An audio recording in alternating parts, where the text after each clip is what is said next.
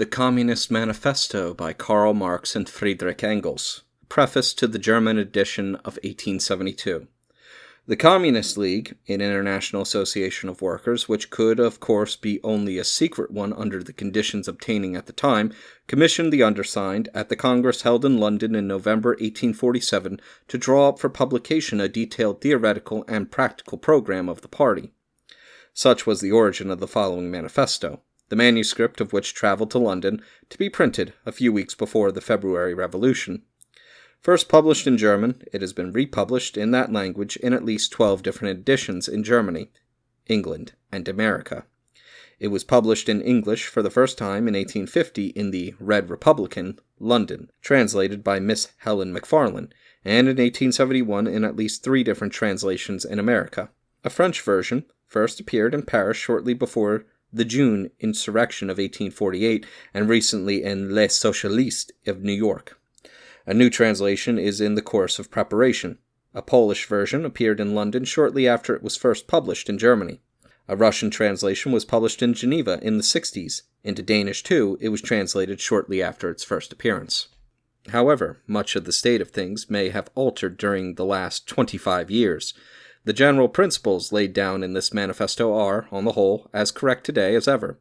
Here and there some details might be improved.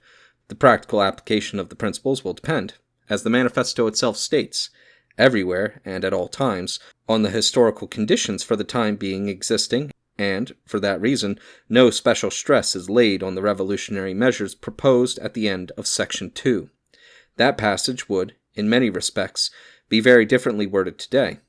In view of the gigantic strides of modern industry in the last 25 years and of the accompanying improved and extended party organization of the working class, in view of the practical experience gained, first in the February Revolution and then, still more, in the Paris Commune, where the proletariat for the first time held political power for 2 whole months, this program has in some details become antiquated.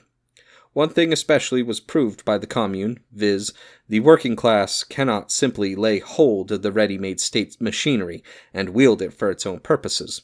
See the Civil War in France, address of the General Council of the International Working Men's Association, London, True Love, 1871, page 15, where this point is further developed. Further, it is self-evident that the criticism of socialist literature is deficient in relation to the present time, because it comes down only to 1847. Also that the remarks on the relation to the communists to the various opposition parties, in Section 4, although in the principle still correct, yet in practice are antiquated, because the political situation has been entirely changed, and the progress of history has swept from off the earth the greater portion of the political parties there enumerated. But then, the manifesto has become a historical document which we have no longer any right to alter. A subsequent edition may perhaps appear with an introduction bridging the gap from 1847 to the present day. This reprint was too unexpected to leave us time for that. London, 24th of June, 1872. Karl Marx, Friedrich Engels.